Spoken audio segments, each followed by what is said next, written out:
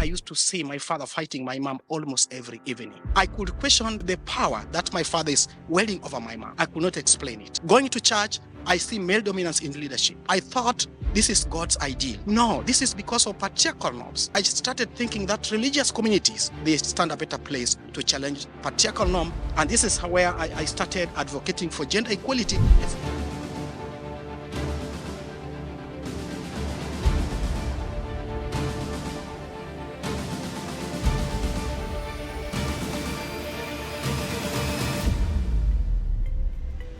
But this is really supposed to be a dialogue. So I really want you to hear from them on the topic today, which is really how women and men of faith have been advancing the 12 critical areas of the Beijing Declaration, and why it's critical that we're empowering faith actors to do so, especially in the time that we're in now. To kick off the conversation, I want to turn it to Nur Rofiah. So out of the 12 different areas of Beijing, where have you been able to make impact, and how have you been advancing freedom of religion and belief in that area? Women in power and decision making is one of the 12 crucial areas of Beijing platform for action that we have been able to impact. Indonesia has about 280 million population, and most of them are Muslim. It is neither 100% secular nor Islamic state, because we still use Islamic values and principles as the foundation of state. Maybe this is why most Indonesian Muslims are progressive in women issue. We have many women Muslim leaders in our history, and it is common in Indonesia to see their leadership in the government. Even we had a woman Muslim as president, and also as the leader of the Islamic boarding school and rector of Islamic University, and even as a member of Religious Ulama Council in the national level. We also have a long discussion about the compatibility between Islam and feminism since 1990s, and now we have many male and female religious leaders and scholars who have strong women's perspective. But in 2000, the story has changed because of the political situations, and the radical Muslim movement grew up. They promoted jihad or war against non-Muslim. They even bombed some church, police station, and hotels. And then they use women as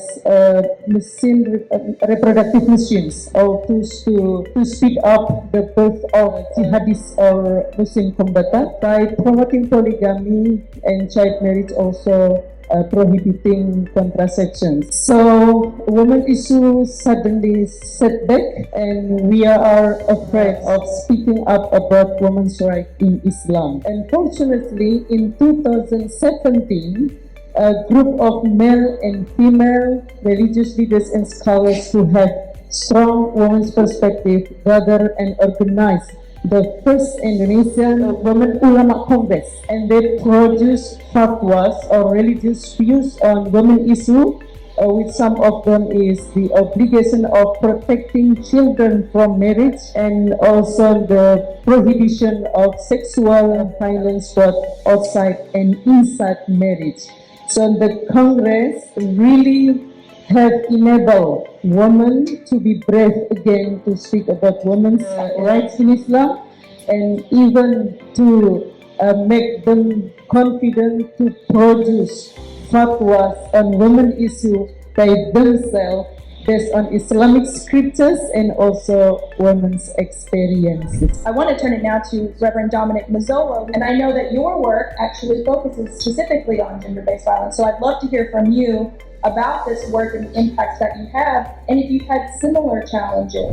It's a sort of great class of the custodian of culture and enablers of community transformation, and therefore actively initiating needs to change, and is community elements of equality and justice for women. We have 3 women groups where almost all of them survivors of sexual violence. They meet regularly every week in their safe spaces to talk about the challenges and also to bring their voices together for change. The last program that we have is called Positive Masculinity. Here we address root causes of gender inequality by engaging men and faith actors in gender justice advocacy, biblical gender equality training, and faith-based movement building. Through this program, which actually we have done across East Africa and many places, we currently have 42 men's groups in Kenya, specifically working to advocate for gender equality. This men's group have what they call breakfast meeting, which actually they meet every month to talk about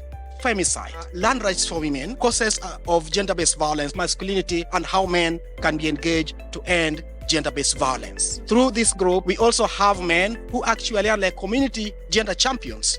They connect the survivors with police and access to justice. And here are 6 critical areas of Beijing Platform for Action we have been able to impact. Women and health, violence against women, women and economy, women in power and decision-making, human rights of women, and the last one is the girl child. I'm going to turn it now to Geneva Torre. Let's hear from you on what areas of the Beijing Platform you've been working, and what are some of the key challenges that you've been facing in this work? Faith-based organization and religious leaders play in my country a significant role and a vital role in shaping societal norms and values, including those related to gender equality. In Mali, if faith-based organizers receive a training section sensitized on benefit issues, their effort can have a profound impact on gender equality. Some religious organizations have already worked and projects that empower women and through education, economic opportunities, and often using Islamic principles to justify their work, like to promote human rights, including gender equality in the communities. For example, if there is a problem between government and some religious leaders about gender equalities, we have our religious leader to resolve this problem. You know, if we count about the Beijing platform, the 12 criteria of Beijing platform, we advocate for gender equalities. The change they face are social, cultural, religious, political, and traditional way. This is why sometimes in Mali, when we have some problem or we want to make a 15-15 in gender equality, we need to sensitize first of all our religious leaders, because their voice counts. When they said yes, it is yes. When they said no, it is no. We need, as a woman, to be work with them, to be near about them, and we need our word to count, because we women, we are the pillar of the family. We are the pillar of the world. Without women, there is no world. This is why we women, we need to be near about our religious leader, and our religious leader also need our thinking. For example, there are a group of men who are speaking or to make a decision. It is okay. Sometimes they need to go at home. They can ask women's ideas, because women is a great thing. A world cannot be okay without gender equality, women's empowerment. You were talking about the importance of sensitizing the religious leaders, but I can imagine that it's not always easy. How have you been addressing this challenge? Social media play a vital role, because if they sensitize through the TV, the radio, internet, and so on, this can be some things that can help us to be near them. The second thing is to be near our religious leader. I speak in Mali, my country, because I know my country, the issues of my country.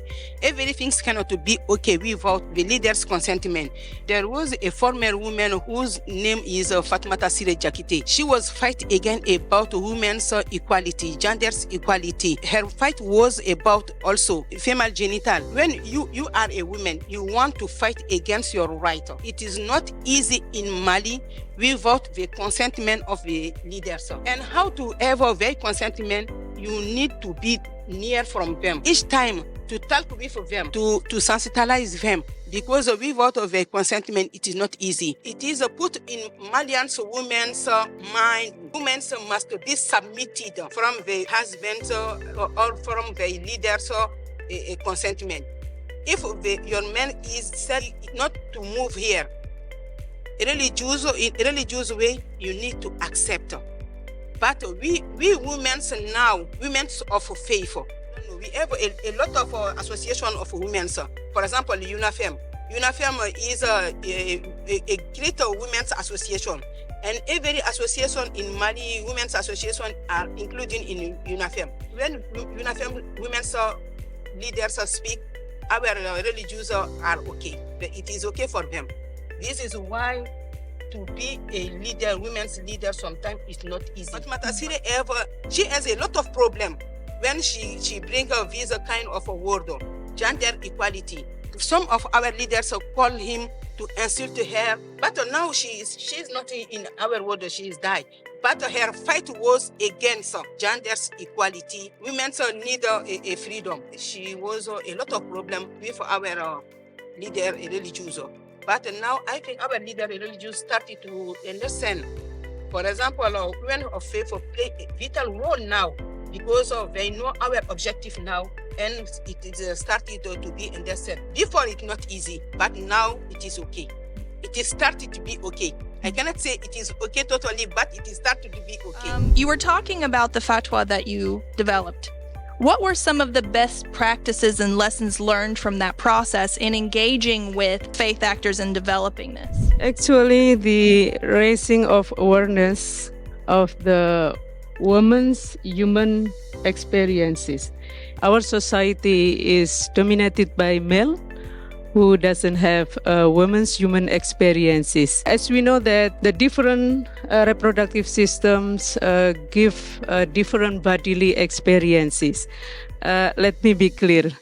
Men's body's roles in reproduction is only one. It is producing sperm in minutes, and the impact is joy. But women's body's roles in reproductions is menstruation in weeks, pregnancy in months, giving birth in hours or days, postnatal bleeding in almost 40 days, and breastfeeding in 2 years.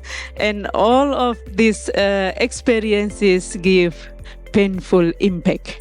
And also the different social experiences between men and women because of the patriarchal system. Woman has vulnerability to be treated unjust, like stigmatization, marginalization, subordination, violence, and then double burden only because of being woman. And men don't have this kind of vulnerability.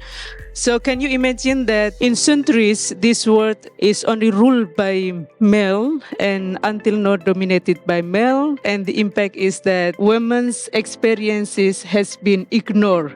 So it is important for us to share the rising awareness of this because women ulama has principles in the interpreting religions and also producing fatwa that both cannot add the pain of women's bodily experiences and also cannot contain the gender-based injustice against women.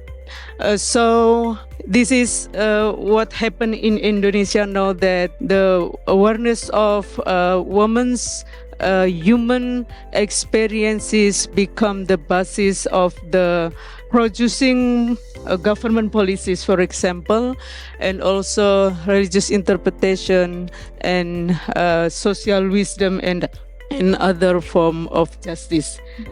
We need to continue because it is quite new, and we have promoted this to government people, to religious leaders and other decision makers. So before we go away from you, an equally important question: what did not work so well? The male-dominated society make this approach is difficult to be accepted.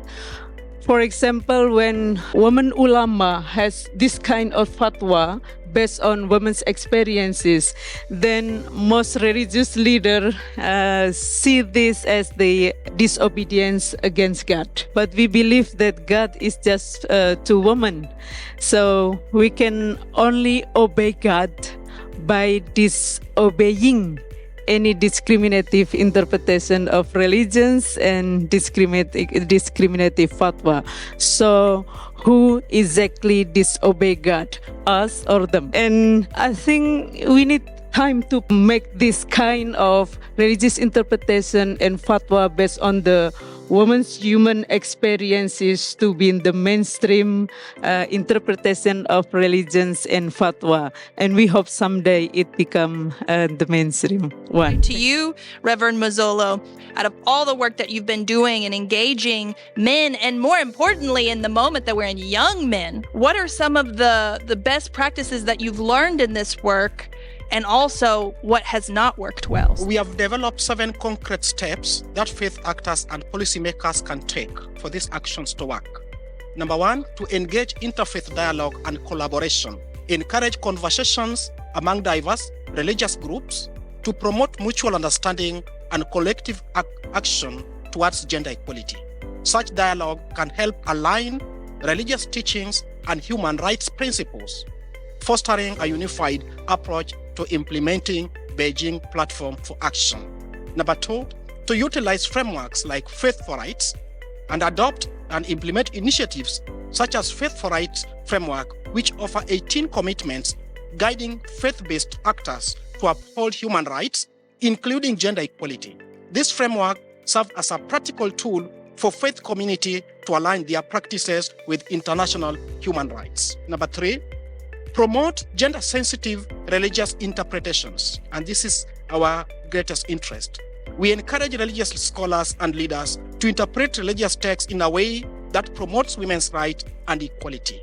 This approach can dismantle patriarchal norms and promote more inclusive practices within religious communities.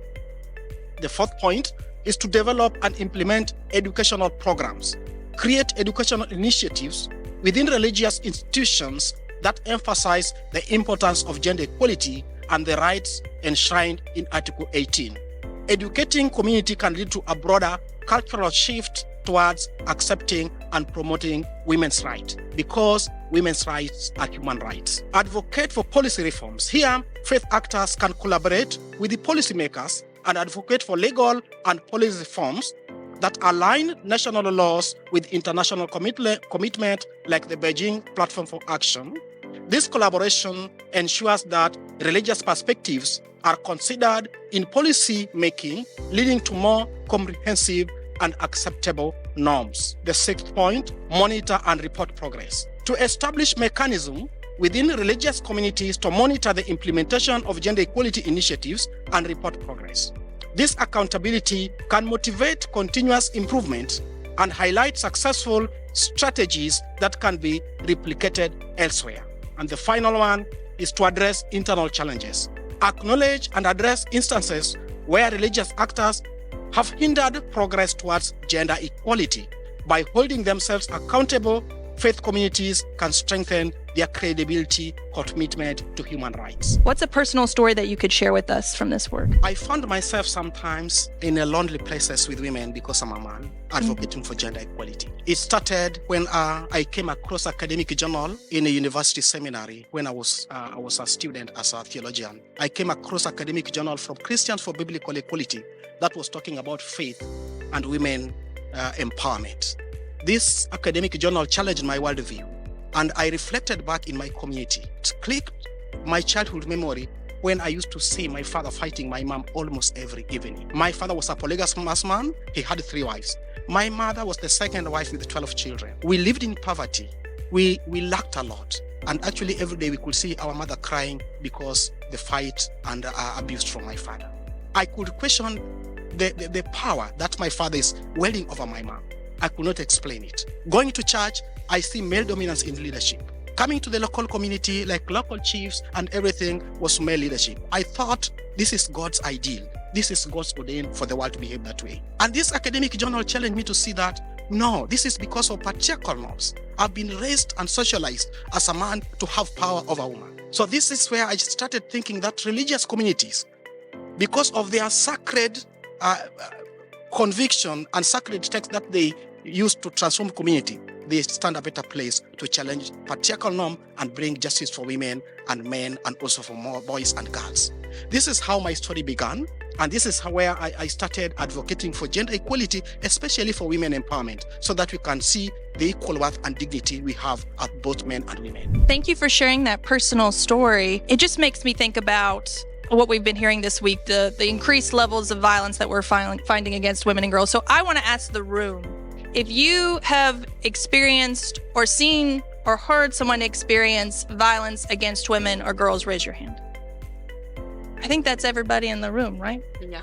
Because of the increased barriers that young women particularly are facing now, especially with the online violence, what advice would you give to young women who are upcoming in this space, thinking about when you were first starting? What is something that you could tell them in what you know now? Young women need education. Everything that you want to do, if you are not educated, is not possible. If you are illiterate people, how can you fight for your right? I can't see. And the second is to sensitize, because all men are created equal. Traditional way, we think men is upper than women. This is what we have in our mind. When men said, you are obliged to obey, because this is the decision of the men, and the decision of the men, women are obliged to accept. But how to put in our young women so that they have a right to speak? When we see the Article 18 in the Human's Declaration, what it is said? It is said all women are created equal. And when we see the equality, this means that gender equality and empower women, it is okay. Women, we must not be ashamed to speak and not to be ashamed to be free. The things that our young women need, this is to sensitize them. You are created equal. You need education. You need to speak. The things that you have in your head, you need to move this in your head, in so as that the world can hear you, because we are created equal. All girls need to be aware that you are not created to be sexual tools of men's desires, and also as the reproductive machine of men to produce children. Girls are also created as physical, intellectual, and spiritual creations. So don't be afraid to be as smart as you can. Don't be afraid to be your best person. Be strong, and also you deserve all of women's rights as human rights. Don't be insecure only because of your physical things, but be insecure of your attitudes. And it is important for every girls to know their right as human, and to be aware of the sexual and reproductive health and rights, so they can have a full authority of their bodies. No one can use your body as without your consent. Girls also need to believe that be a good person, be a kind person, including to themselves, part of the responsibility of being believers. You, Geneva, in this moment where we're seeing huge pushback against all the gains that we've made, so what concrete steps or advice do you want to give faith actors and policymakers on how to advance gender equality? We are here to claim our right. When I go back, this is a great thing that I will do, and with my team of faithful women, to claim our right as a woman. Women of faith, this means that you are not respectable, but it is to know your right. It is to know what things you will do, and it is to know what things you do in our country, it is acceptable in your country. Because to say you are a faithful woman, yes, it is okay, but you must not cross the traditional things in your country. You need to respect a good way of to send a message to the world. And you, Nur, what concrete steps would you want faith actors and policymakers to make towards their commitments? One is listening to women's voices, especially the victim of violence or other injustice, and break their silence by breaking taboo of explaining women's experiences as human, so that this kind of experiences become the common knowledge among societies and especially in the decision makers. And the second one is maintaining collaboration between religious women's leader with secular women activists, male and female religious leaders and scholars, and also government and parliament members and also other decision makers. Three is take women's experiences into considerations when producing government policies, social norms and wisdoms, and also religious interpretations. And we also need to everyone to respect state constitutions that guarantee all citizens, including women, as equal before law. And as once ulama even used state constitution as the source of fatwa, together with Quran, prophet sayings, and ulama opinions. And also the other important one is that asking society and decision makers to listen to the women's religious leaders' fatwas and interpretations, and use that as the main reference in talking about women's rights in the religions. And don't forget to engage a religious women's leader into the global movement of women, and especially women's leader faith, like we are doing now. And Reverend Mazzolo, your final question. This is your first time coming to CSW. What is the key thing that you're going to take home to Kenya from this week? I've been thinking about the prophetic voice of women of faith, how they are passionate about gender justice. This is something that I'm taking home. I'm going also to encourage my fellow faith actors, the people that we work with, to think seriously about equality for women and girls, because the world is thirsty for women leadership.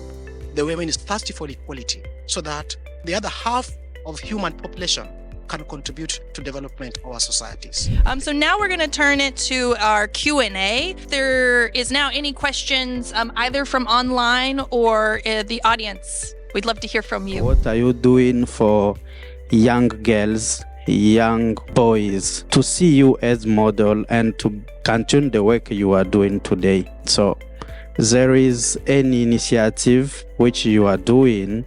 Father Dominic, I am a church leader with the Catholic Women Association. That's a great platform where women can be sensitized about their rights, about gender issues, so that we curb gender inequality. So this is a wake-up call as we go back to our country, Father, that we can push this discussion and even to know about your association and what you do. How have you been able to close the gap, intergenerational gap, between the young generation, and we are no longer a young generation. I think we are just phasing out gradually. How are you able to bring in, because what I realized from my context is that I don't know whether it is common, the Gen Z generation, the Generation Z, they are coming with a different concept altogether. So we are trying to see how we can bring them to the conversation, because there are certain norms and ethics that we have that they do no longer align with us. They see it differently. So for us, it's a challenge. So I want to learn how some of us are able to close this gap so that we can see to a world that is gender abuse-free. My question for Nur, and Missie Women Ulama movement has been pioneering in gender justice and gender equality from the perspective of Islamic feminism, Islamic scholarship.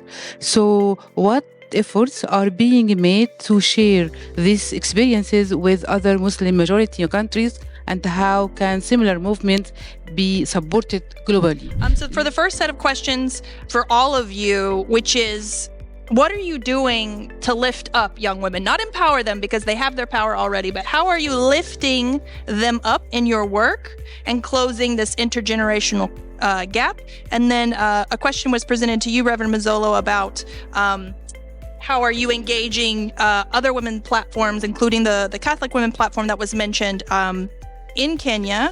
And then to you, Nur, the specific question about how do we build social movements around the work that you're doing? What we are doing through our meaningful youth engagement, we have platform with young people. We have opportunity to work with the public schools.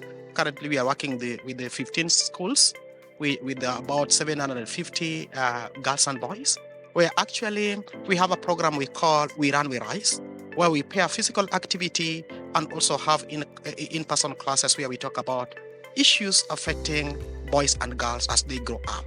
This is very useful because we give them tips that actually is aligned with their age about their identity as human beings, and also giving them tips about gender-based violence, about harmful masculinities, about the role of women and men in society. This is very impressive because we are seeing boys and girls coming out in schools to talk about gender equality in a way that actually benefits them.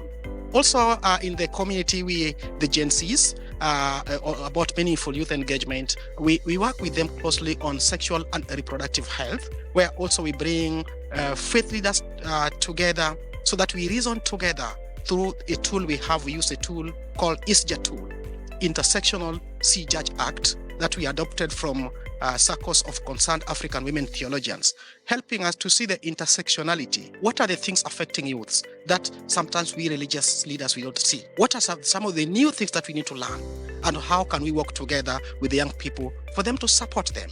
This is actually very important because we are seeing many women and girls are opening up, and we are having forums and also faith actors having the opportunity to understand the need of the young people. Specific question, how we are working with different faith groups in Kenya. We are working from an egalitarian perspective of theology that is calling for equality for both men and women. Some churches see that as a threat to the gospel, which we are saying is not a threat to the gospel, because how we were socialized to understand that patriarchy is the norm. Some churches feel that is a threat because they call it a secular feminism. But we are moving to have conversation. We have a tool through our positive masculinity training, which actually give us opportunity to engage with faith leaders so that they can understand how we are socialized and the harmful masculinities, and how we can work all together to dismantle patriarchal norms.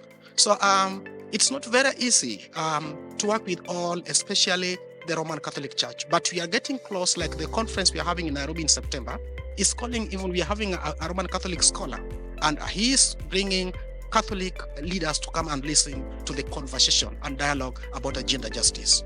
Organize a workshop, for example, the high school, to sensitize the girl and boys about how to fight for the right, gender equalities, the equity, to fight against discrimination toward a woman. Sometimes we need to sensitize the school leader also, organize this workshop, and to be near the religious leader, because we cannot have your right without reclaim it.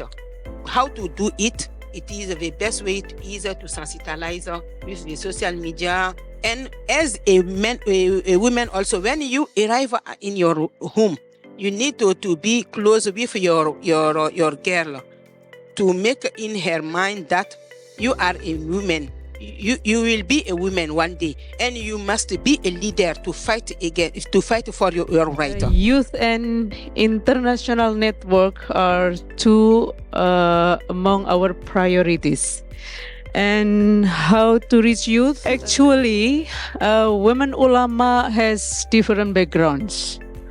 Like some of them are teacher in the Islamic boarding school. They also promoting women's ulama, not only interpretation but Islamic knowledge system of women's ulama that integrates women's experiences. So teachers of senior and junior high school in the Islamic boarding school, they promote this kind of Islamic knowledge system. And also teacher in the university like me, promoting this to the student of university. So all network of Indonesian Women Ulama Congress will promote this based on their own job, and we also have planned program like training to be women's ulama, and this training is quite a long-term training because they will invited to the certain places, learning about subject like social analysis, reproductive health, and then also Islamic knowledges from the perspective of women. It can be 1 year training, and they learn also about how to be a community organizer. To be a social changer. A part of that, we also have some training to youth that work on social medias, empowering them about the Islamic knowledge system. Yes, they have power, but I think the perspective maybe is not powerful enough. And for the social network, actually we always invited our international network in the twice Congress. In the first Congress, for example, we invited about 7 guests from different countries, and in the second one is 70 guests from different countries. And now we are planning to have international training on Islamic knowledge system that is built by women's ulama. Maybe we will launch this kind of training this year. And I hope you can join the training and also friends from different countries, because we really want this become the mainstream Islamic interpretations in the world.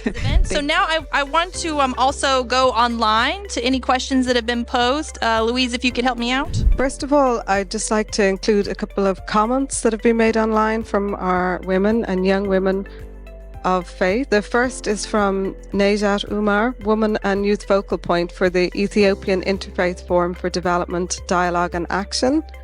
And she has included a comment. It says, I regret to inform you that I'm unable to join you in person due to technical difficulties, but I'm honoured to address you. Faith has always been a source of strength and hope. Today, we explore how our faith traditions can advance gender equality and empowerment. By working together, we can dismantle barriers, challenge harmful practices, and create inclusive spaces where everyone is valued. Let us continue to uplift and support each other, drawing inspiration from our shared values and commitment to a more equitable world. Together, we can make a lasting impact. Thank you for your dedication and participation. May our discussion today inspire meaningful action and enduring change. Zina Hamawand is the project manager for JISRA Iraq, and Gina would like to contribute how they have raised awareness among women that they work with of their human rights. And she says that one of the most significant ways our work has advanced women's equality is by increasing women's awareness of their potential as religious actors, which is often an overlooked role. As they begin to recognize that their wisdom and capabilities are equal to men's in peace building, they stepped forward in ways previously unimaginable. This not only empowered them to drive change, but also fostered deeper interfaith relationships. Women's solidarity is more than mutual support. It's about collaboration across religious and social boundaries. By working with local governments, religious leaders and youth, women have found common ground rooted in shared human values, and this unity has allowed them to advocate, educate, and engage in peace efforts more effectively. She gives an example from a community, the Shekian district of the Iraqi Kurdistan, where religious activists from Christian, Muslim and Yazidi communities established the Peaceful Coexistence Commission to unify religious efforts for peaceful coexistence. In the beginning, men were hesitant to include women in leadership roles. However, after encouraging them to involve women from their families and communities, they became supportive. And now they actively advocate for women's committees and leadership roles. She really stresses the importance in places like Iraq, where women's leadership in interfaith peacebuilding is still rare, that we need to prioritize their inclusion. And this requires both intellectual and economic empowerment, as well as broader societal education, so their contributions are recognized. At the same time, we need to educate the whole of society, helping both men and women recognize the importance of women's participation in peacebuilding and decision-making. And this cannot be done through isolated effort. It requires long-term, multidimensional programs led by civil society organizations. And Zina has observed through her own work how in conflict-affected societies, real lasting change happens when women are seen as integral to decision-making rather than as secondary or separate participants. Finally, I have a contribution from Dina Tu, the Executive Director of Rural Development Councillors for Christian Churches in Africa, RORCON in Nigeria. She has really highlighted the way that their work has advanced gender equality, and they have done that through empowering women with advocacy skills so that they can speak on issues that affect them with the right stakeholders. For example, the Women Interfaith Forum in Zaruma, a mixed community of Muslims and Christians in Yosh North, LGA, pushed for the inclusion of women in decision-making, and Mrs. Constant Ezugobo was selected to attend community development meetings with the traditional leaders, which was a significant step forward and success. Some families have seen the need to give their female children inheritances alongside their brothers as a result of the work that they've been doing. Communities are now valuing the contribution of women and have included them in traditional council and committees in Gidawaya and Zaramuna communities. Religious leaders are now recognising women, and women are being empowered economically through the VSLA groups that they have established, small businesses. Men are also direct beneficiaries of their projects and have been enlightened and are now seeking the opinions of their wives before taking decisions concerning the families. So these are just some of the ways that Dina Tu and her organisation are advancing gender equality in Nigeria. We have a comment from someone who was a speaker in Indonesia's first Women Ulama in 2017. So that's great to hear from Ufat Masibo. And then a thank you and a question. This is from Hawa. How do you as practitioners of faith reconcile the scriptural contradictions about gender justice and women participation or involvement in some spaces? Yeah. Okay. And then there was one more question from the audience. You know, the concept of storytelling and narratives is so brainwashing to the human mind. The younger generation, when they're born in a generation where they're unable to even see inequality. But as they're going older, then they're suddenly brought to a world where they understand that there's a generation inequality, there's a gender inequality, there's an economical status inequality. But they are coming from a status where all they are doing is who gets more likes on Instagram. Their inequality is who's more social. So are we bringing a narrative to them rather than they are bringing a narrative to us? How are we able to create a different story for the different generations that are developing in this world? When we started KUPI, it's not coming from the vacant context.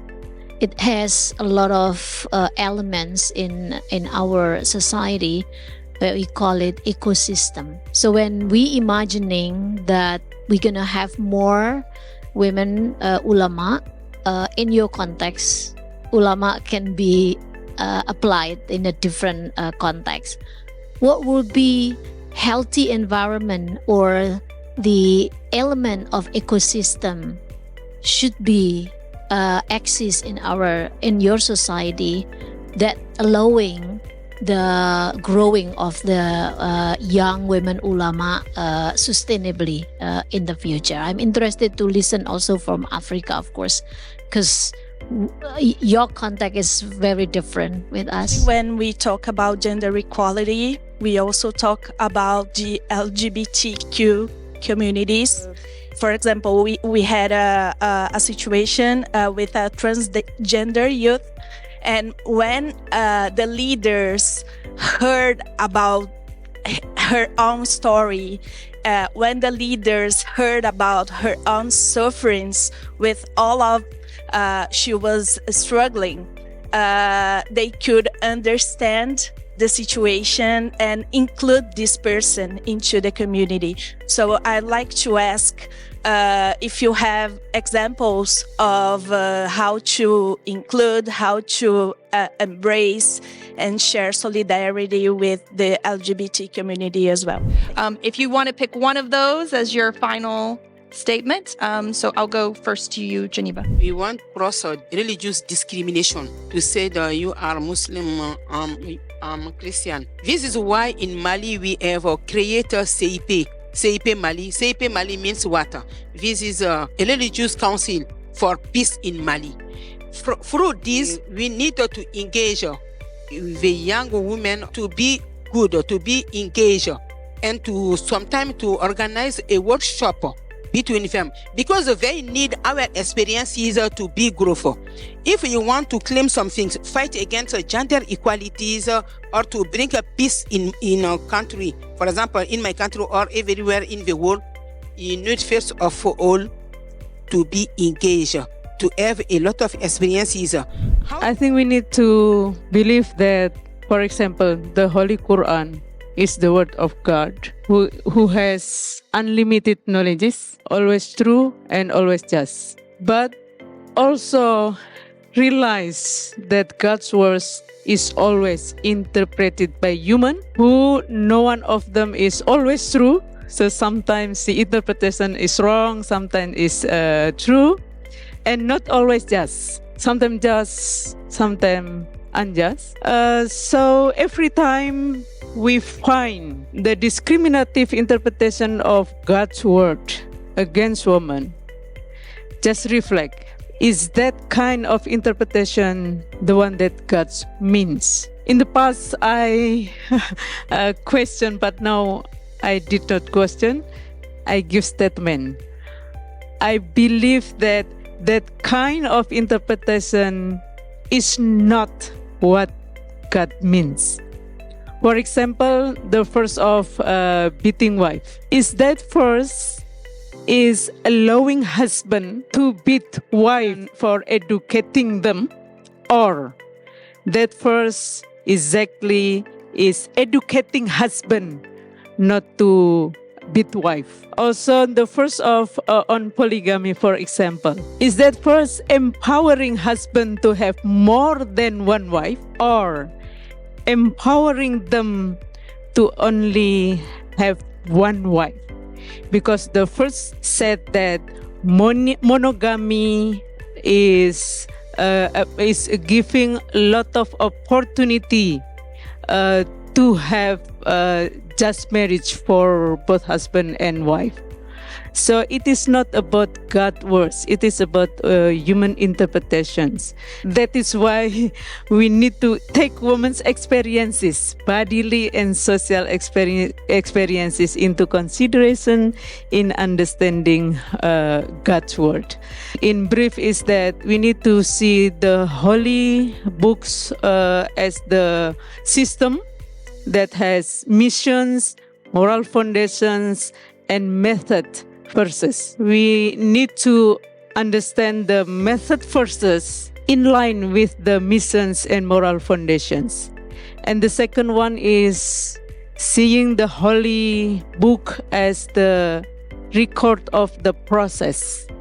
So we will find verses of the departures, and then the intermediate verses, and the final verses.